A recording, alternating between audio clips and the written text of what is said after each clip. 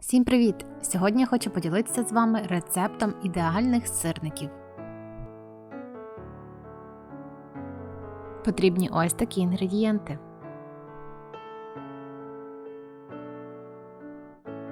Я беру м'який сир і віджимаю його, щоб не було зайвої рідини. Він має бути м'який, але сухий.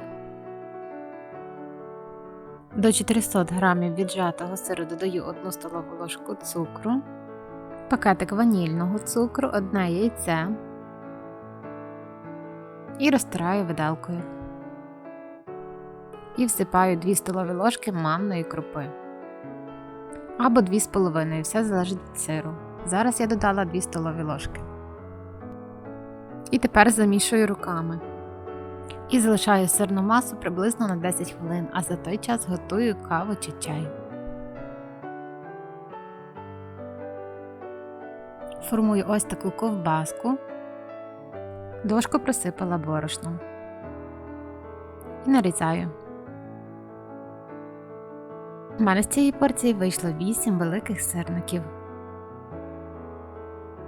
І обкачую їх зі всіх боків в борошні.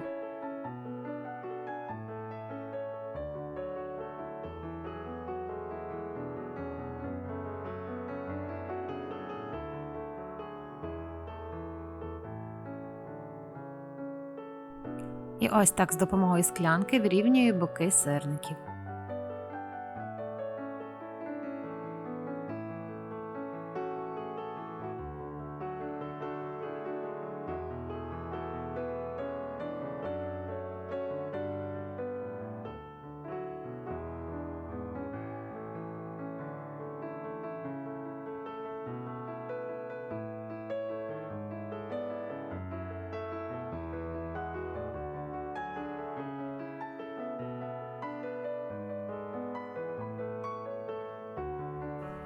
Викладаю на розігріту сковорідку з невеликою кількістю олії.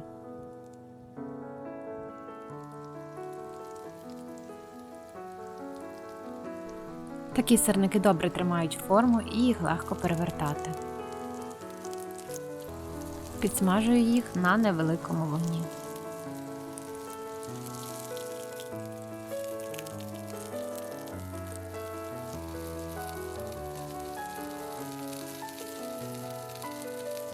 В кінці сирники накриваю кришкою на 1-2 хвилини.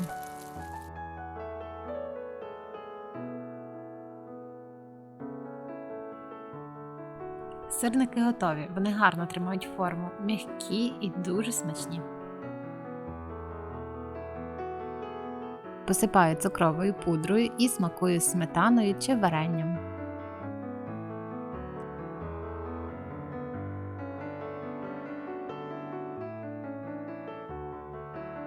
Якщо вам сподобався рецепт, ставте лайк і підписуйтесь на мій канал, а також групу Facebook Смаколики Юлі.